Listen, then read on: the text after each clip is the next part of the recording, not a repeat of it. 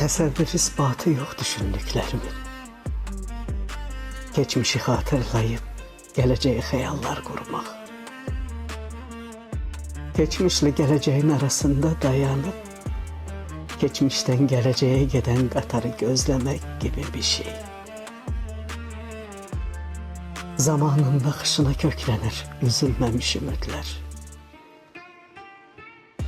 Zülmət gecelerin sabaha çıxacağını herkes bildiğinden xəyallarını sabaha yollayır. Fikirler geçmişte hansısa bir günde ilişip kalır. Hatirelerin ellerini bırakmak istemir düşünceler.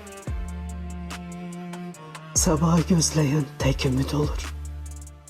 Xəyallar gayri sabit. Yorulur insan ömrün payızına çatanda.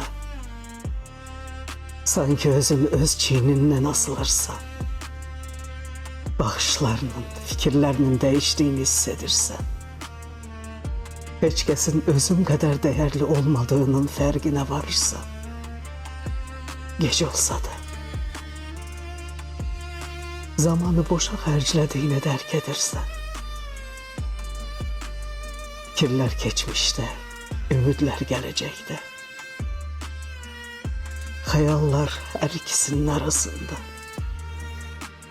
illeri belə yola verdiğini dərk edirsən, bir ömürden sana hiç ne kalmadığını hissedirsen, gece oldu, gece oldu, İnsan həmişə gecikir, İnsan həmişə gecikir.